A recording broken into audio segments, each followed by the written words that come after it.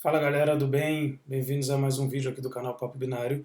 E eu estou muito feliz porque o nosso vídeo de ontem sobre linguagem C teve um desempenho fantástico. Assim, um monte de gente entrou, viu lá, falou que era fazer o curso e tal. Nós vamos fazer esse curso sem custo, vai ser todo aqui no YouTube. E vamos colocar as aulas provavelmente sábado. Então, aos sábados, vocês vão ter sempre uma aula aí para treinar, para fazer exercício, para continuar assistindo, seguindo a gente aqui no canal, se inscrever para receber todos os outros vídeos. São todos, acho que importantes assim para um profissional de TI, para discutir, para a gente conversar. Claro que a gente não sabe tudo, mas a gente tenta levantar discussões, né, sobre alguns assuntos, tenta dar visões diferentes. E no caso da linguagem C, não é diferente. Então nós vamos fazer esse curso e, cara, se a gente atingir o objetivo de todo mundo que falou lá, assistir o curso e sair de um estado de não estar programando em C para depois de estar programando em C, a gente vai ter atingido o nosso objetivo, sei lá, 500, 1000 pessoas, não importa, que vão passar a programar em C e a gente puder ajudar nesse caminho, vai ser fantástico. E esse vídeo tem a ver com C, tem a ver com aula, tem a ver com estudo, né? Tem a ver com faculdade, tem a ver com muita coisa assim que eu gosto de comentar. É um recado para os professores, você que é professor, né? Eu também sou professor, também dou aula, dei aula quase toda a minha carreira profissional inteira, em colégio, em universidade, em curso, palestra, blá, blá, blá, um monte de coisa. É, claro, né, você que é professor, formado, aquela coisa toda mais formal e tudo, te admiro muito, porque é um guerreiro estudar, né, um ambiente acadêmico, cobra muito, acho muito legal. Mas gostaria de dar um recado também, né, que nem só de academia vive o profissional. Estou falando isso porque eu já tive professores, por exemplo, né, que me tiraram um ponto de prova porque eu entreguei arquivo e fonte a mais. Porque eu entreguei fonte de programa em si que tinha um makefile. E aí me descontaram o ponto porque o makefile não faz parte do programa e é óbvio que não faz parte do programa. Ele é um makefile, né? Por isso ele não é um ponto C. Mas no final das contas o que eu percebi foi que o professor em questão, naquele momento, não sabia o que era um makefile. Apesar de ser um professor, né, muito bom em algoritmo, em estrutura de dados, nas coisas que ele se predispõe a ensinar. Então o recado que eu gostaria de passar é o seguinte. Se você pode descer um pouquinho do salto e aprender com o aluno também. Você pode abrir a mente e utilizar coisas novas, técnicas novas. Os alunos também têm condições de ensiná-lo e fazer disso uma troca de conhecimento, não uma coisa de mão única, né, que está sempre errada ou sempre certa. O professor também erra. O professor também fala coisa incompleta. O professor que está muito tempo na academia e não está no mercado privado fica desatualizado das novas tecnologias, de tendências, de coisas. Os alunos às vezes têm coisas novas para colaborar. Então, por favor, não vire as costas para os alunos. Não ache que só porque você está lá numa qualidade de professor, está dando aula, você não vai aprender. Eu dou aula no curso de engenharia reversa, eu já dei aula para engenheiro, para uma galera que tem muito mais base matemática, base de programação tal, do que eu. E eu aprendo.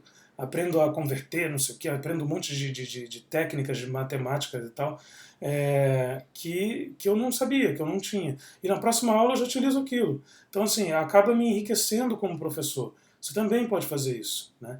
Se você hoje dá aula numa faculdade, se dá aula de estrutura de dados, se dá aula de C, por exemplo, cara, abre a mente, né? O mundo já mudou. Não é mais aquela programação do Windows 95, 98, DOS, com Turbo C, né? Aquele software horroroso, aquele fundo azul, que não existe mais. E provavelmente é pirateado na sua universidade, fica ligado. Né? Você pode ir para um negócio assim, olha, ensinar a galera a usar VI, Sublime, GCC, né, Celang, tem um monte de coisa nova aí para ser utilizado. Né? A linguagem C, por exemplo, né, tem padrões aí, o último C11, né, de 2011. Sabia que, por exemplo, você que dá aula de C, sabia que C tem por padrão booleano? Não tinha, né? Agora tem. Né? No final das contas, eu sei que você vai dizer, né, vai virar lá o inteiro. No final das contas, só existe número mesmo. Mas a questão não se feche, né? Você que está dando aula. É importante que você abra a mente para que haja uma troca e o aluno aprenda mais e você aprenda mais. De repente, se o cara te fala assim, pô, professor, já usou o GCC, já usou a suíte de compiladores GNU, já viu o poder que ele tem de fazer macros, né? Já viu sei lá, C++, né? Os compiladores novos, os recursos do último Visual Studio 2018, 2017, sei lá. Já viu que tem coisa legal ali? Você acaba aprendendo e melhorando a sua aula. E além disso, você não fica ensinando uma coisa para o aluno que ele não vai usar, ele só vai usar para passar na sua prova. Entendeu? Se você vai fazer um programa, pede para ele fazer um programa em C lá no Turbo C, o cara tem que decorar os detalhes, não sei o quê. O Turbo C não ajuda muito na hora de compilar, onde está a linha que está com erro, está com vírgula. Tem compiladores com mensagens muito mais legais, né, que avisam lá, olha, você usou, tem uma variável aqui que você não usou, tem uma variável aqui que você não inicializou, tem um monte de coisa moderna acontecendo. Né? O GCC é mantido há anos, por exemplo. Tem uma versão do Dev C++ que está no SourceForge que está sendo mantida, né? Não aquela antigona de Windows, uma que está sendo mantida que usa o GCC, um front-end para o GCC, por exemplo. Né? E isso vale para tudo. Estou falando de C, mas vale para a tua aula de redes, né? Vale para a tua aula de assembly, de arquitetura, entendeu? Usar coisa nova, usar o que está aí, né? Tem debuggers, disassemblers surgindo livres aí, coisas legais. Tem o X86DBG, por exemplo, que é um software livre, está sendo atualizado, tem snapshot de release, acho que quase toda semana. Cara, vamos abrir a mente, né? Esse recadinho aí para os professores que estão aí nas universidades, vocês estão numa posição super importante, onde tem 30, 40, 50, 60 alunos ali confiando em vocês, né, para receber a informação. Então, poxa, dá para usar esse tempo, né, se você já faz isso, ótimo, mas se você não faz, considera fazer, usar esse tempo de uma maneira mais preciosa, usar esse tempo para se atualizar. Né. C, por exemplo, eu volto muito nessa linguagem, eu gosto muito e eu recebi muitas aulas de C, é uma linguagem hoje comercial, é uma linguagem que está no mundo dos embarcados, é uma linguagem que está no mercado financeiro, se bem que tem muito mais C++, mas de qualquer forma, C++ é tido, né? Alguns concordam que é um super conjunto de C. Ou seja, é uma linguagem que dá para o cara trabalhar, não é só para ele aprender a calcular a média de 3 alunos. Né? O kernel do Linux é feito em C, a maioria dos compiladores e interpretadores e JV e máquinas virtuais das linguagens das outras linguagens de programação são escritos em C. É uma linguagem comercial ainda. Tá? E além disso, dá para fazer muita coisa muito além, né, do básico que é visto na universidade, aquele negócio com Turbo C, aquela coisa, um monte de coisa velha.